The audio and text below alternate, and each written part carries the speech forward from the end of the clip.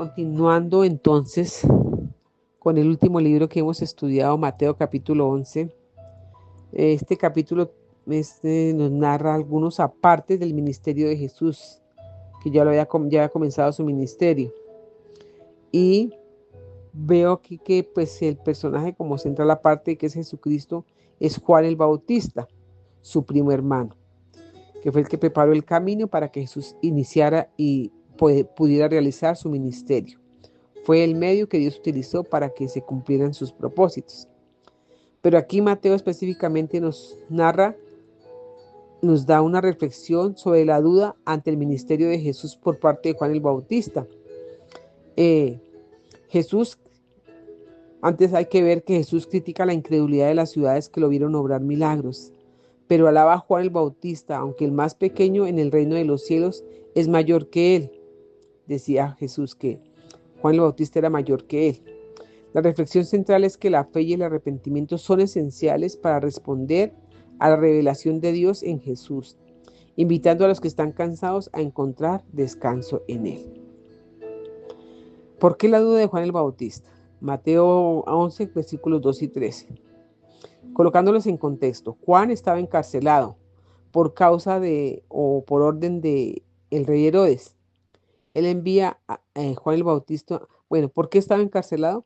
Porque Juan el Bautista hizo público el adulterio que cometió Herodes al quitarle la esposa a su hermano y casarse con ella.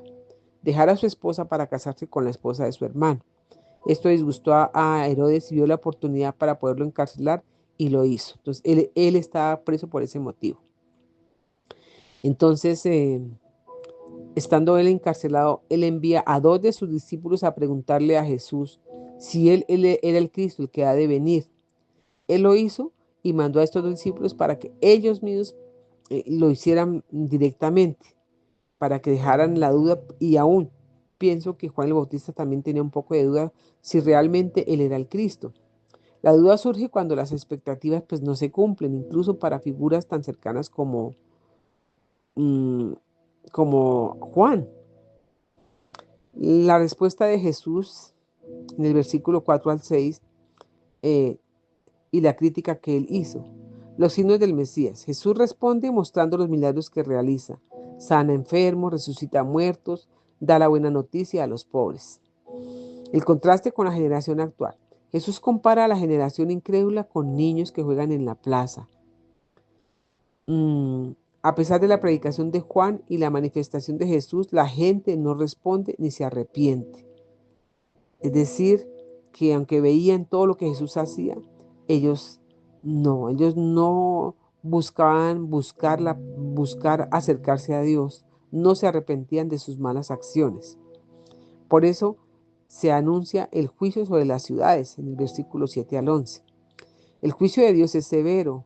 Jesús anuncia un juicio más severo para las ciudades que a pesar de haber presenciado milagros, no se arrepintieron, como ciudades como Tiro, Sidón, Corazín, Betsaida, Capernaum.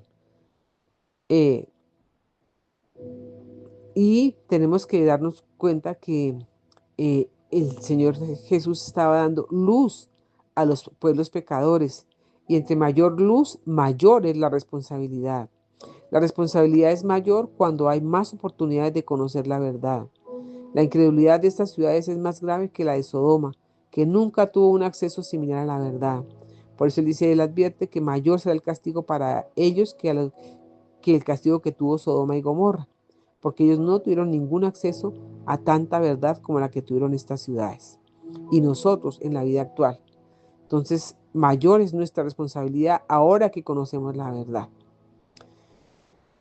Y en el versículo 11 vemos la grandeza de Juan y del reino, lo que decía Jesús.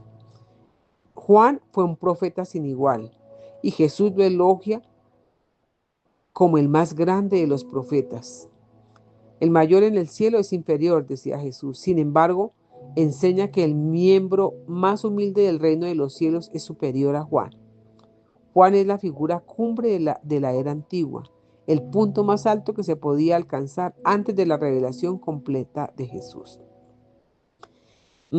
Esto nos recuerda que el creyente en nuestra era de la nueva alianza, a pesar de ser de su humildad, tiene una mayor comprensión de Dios y una posición más elevada en el reino que el profeta más grande de la era antigua. En resumen, esta reflexión o este capítulo nos invita a que eh, cuestionemos nuestras propias dudas. Por ejemplo, ¿qué nos impide creer? Si estamos viendo los milagros, si son visibles, si los estamos viendo desde épocas antiguas, lo que nos narra la palabra, y la palabra no miente. Entonces, ¿qué nos impide cuestionar nuestras propias dudas? ¿Qué nos impide creer? ¿Nuestras expectativas se ajustan a la realidad de la fe? Hagámonos esa pregunta. Reconozcamos la gracia de Dios a pesar de los juicios severos. La misericordia de Dios se revela a la invitación que si estamos cansados, vayamos a Él. Valoremos la participación en el reino de los cielos. Cada creyente tiene una posición privilegiada y un gran valor en el reino de Dios. Y por último, evitemos el rechazo a la verdad. La oportunidad de conocer a Dios trae consigo la responsabilidad del arrepentimiento y la falta de ello puede llevar a un castigo mayor. Así que Dios coloca aquí de manifiesto que si cometemos pecados, que sí los estamos cometiendo, hagamos confesión y arrepintámonos genuinamente. Dios les bendiga. Muchas gracias.